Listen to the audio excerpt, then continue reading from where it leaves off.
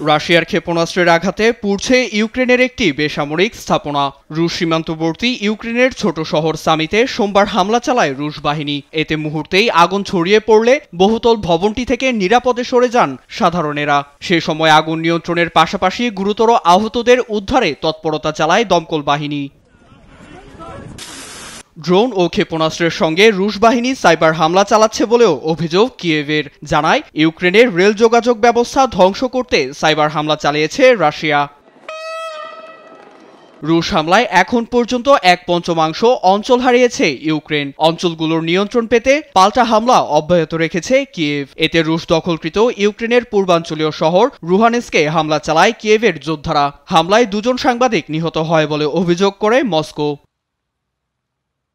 রুশ ইউক্রেন সংঘাত বন্ধে সৌদি আরবে হওয়া আলোচনার পর নিরাপত্তা ও শান্তি চুক্তি নিয়ে আশঙ্কায় প্রেসিডেন্ট জেলেনস্কি। সেখানে শান্তি আলোচনার বিষয়টি সাইডলাইন বৈঠকেই সীমাবদ্ধ ছিল বলে অভিযোগ তার। যুদ্ধবন্ধে বিভিন্ন ইস্যু নিয়ে যুক্তরাষ্ট্রের প্রতিনিধি দল আমাদের সঙ্গে আলোচনা করেছে। আমি নতুন একটি প্রতিবেদনের অপেক্ষায় আছি। নিরাপত্তা নিশ্চিত করে সত্যিকার অর্থে যুদ্ধবিরতি ও শান্তি চাই আমরা। এটি শুধু ইউক্রেন নয়, বরং ইউরোপ, যুক্তরাষ্ট্র ও সব আন্তর্জাতিক রাষ্ট্রের জন্য প্রয়োজন। রিয়াদে কৃষ্ণ সাগরে হামলার বিষয়টি প্রাধান্য পেলেও মাটি চাপা পড়েছে যুদ্ধবিরতি। তেমনি নিরাপত্তার বিষয়টি এড়িয়ে আবারও কিয়েভের সঙ্গে বিরল খনিজ চুক্তি স্বাক্ষরের দিন গুনছেন মার্কিন প্রেসিডেন্ট ডোনাল্ড ট্রাম্প। ওয়াশিংটনে মন্ত্রিপরিষদের বৈঠক শেষে সংবাদ সম্মেলনে আবারও ইউক্রেনের পারমাণবিক স্থাপনা নিয়ন্ত্রণের কথা বলেন তিনি। যুদ্ধবিরতি নিয়ে আমরা কার্যকর পদক্ষেপ নিয়েছি। আমি প্রেসিডেন্ট না হলে এসব সম্ভব হতো না।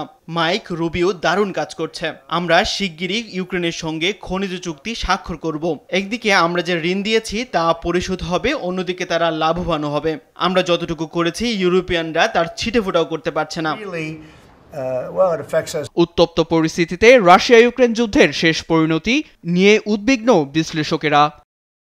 নীরব দাস, নিউজ ডেস্ক, দেশ টিভি।